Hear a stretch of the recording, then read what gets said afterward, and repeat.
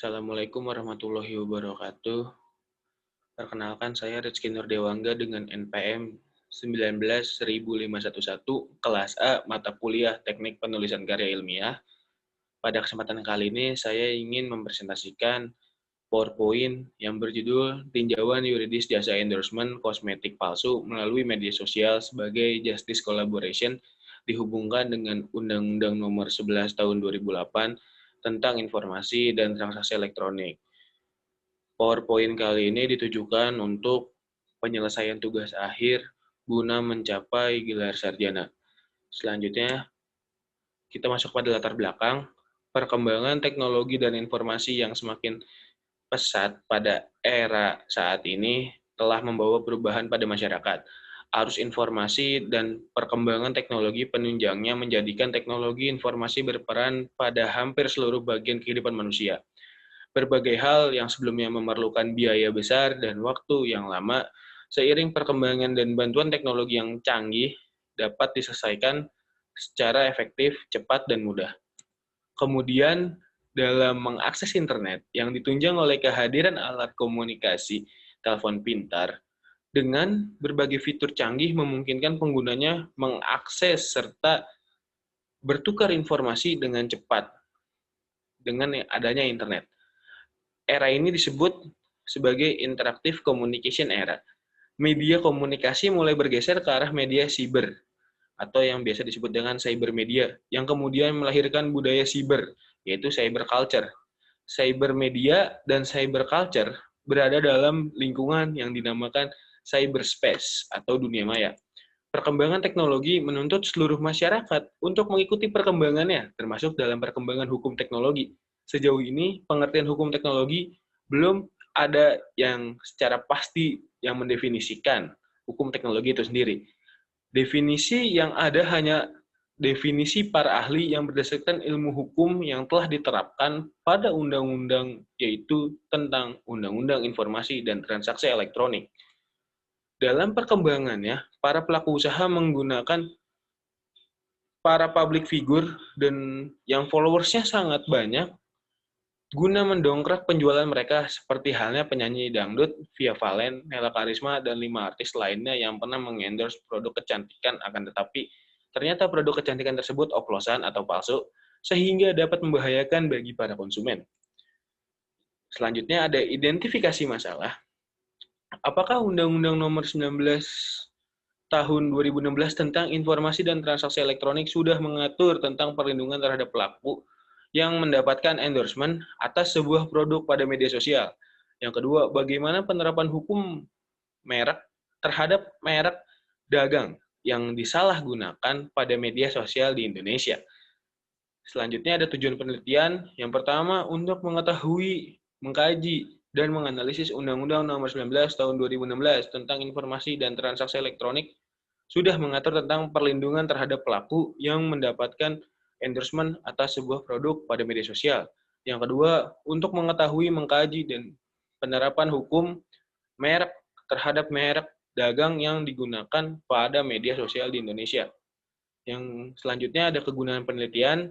Penelitian ini diharapkan dapat memberikan kegunaan baik secara teoritis maupun praktis sebagai berikut. Yang pertama, kegunaan secara teoritis yang diharapkan hasil dari skripsi ini dapat berguna sebagai sumbangan pemikiran baik dalam penggunaan ilmu hukum pada umumnya dan pengembangan suatu teknologi khususnya dalam bentuk suatu pertanggungjawaban hukum artis yang melakukan endorsement yang banyak terjadi di masyarakat.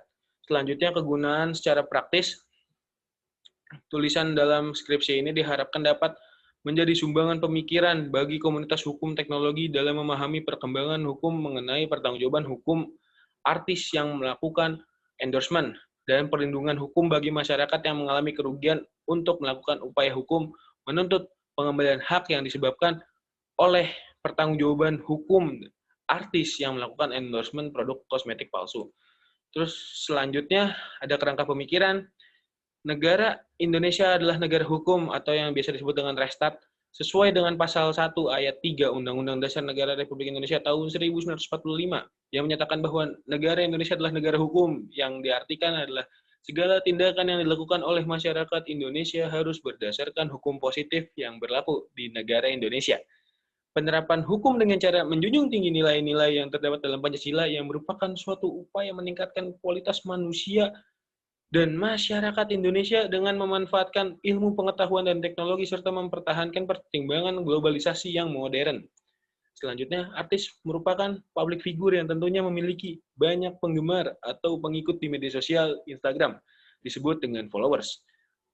Para penggemar ini biasanya selalu mengikuti apa yang menjadi trendsetter idolanya, termasuk pakaian, tas, sepatu, pernak-pernik yang dipakai artis tadi, bahkan hingga makanan dan minumannya. Artis dalam endorsement di media sosial dikenal sebagai sebutan endorser, yang berarti pendukung atau orang yang memberikan dukungan atau saran.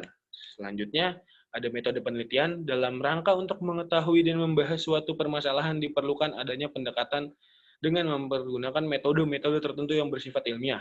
Metode penelitian yang digunakan dalam penulisan skripsi ini sebagai berikut. Yang pertama ada spesifikasi penelitian yang menggunakan penelitian description analysis. Ialah menggambarkan masalah yang kemudian menganalisa permasalahan yang ada melalui data-data yang telah dikumpulkan, kemudian diolah serta disusun dengan berlandaskan kepada teori dan konsep-konsep yang digunakan. Yang kedua, metode pendekatan merupakan prosedur penelitian logika keilmuan hukum. Maksudnya suatu prosedur pemecahan masalah dari data yang diperoleh berdasarkan pengamatan kepustakaan, data sekunder yang kemudian disusun, dijelaskan, dianalisis dengan memberikan kesimpulan. Yang ketiga, sebelum penulis melakukan penelitian, terlebih dahulu penetapan tujuannya harus jelas.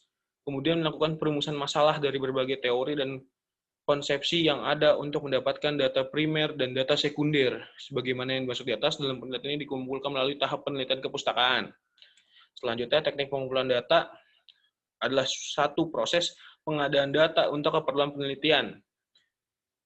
Yang kelima, alat pengumpulan data yang digunakan dalam penelitian adalah penelitian kepustakaan, yaitu alat pengumpulan data yang dilakukan dengan cara menginventarisasi bahan-bahan hukum berupa catatan tentang bahan-bahan yang relevan dengan jasa endorsement kosmetik palsu melalui media sosial, kemudian alat tulis untuk mencatatkan bahan-bahan yang diperlukan ke dalam buku catatan, selanjutnya alat elektronik untuk mengetik dan menyusun bahan-bahan yang telah diperoleh. Selanjutnya, analisis data yang diperoleh dari hasil penelitian kepustakaan dianalisis dengan menggunakan metode yuridis kualitatif. Selanjutnya, lokasi penelitian yang pastinya karena skripsi kali ini metodenya adalah kepustakaan, maka perpustakaan yang dikunjungi adalah perpustakaan Mohtar Kuswomatwaja yang berada di Universitas Padjadjaran Bandung yang berada di Jalan Dipati Ukur. Yang kedua, perpustakaan Fakultas Hukum Universitas Padjadjaran yang berada di Jalan Dipati Ukur juga. Dan yang ketiga adalah Badan Perpustakaan dan Kearsipan Daerah Bapusibda. Sekian presentasi dari saya. Bila ada salah kata-kata dan bila ada kekurangan dalam PowerPoint serta penyampaian saya, mohon maaf. Dengan ini presentasi saya tutup. Sekian dan terima kasih.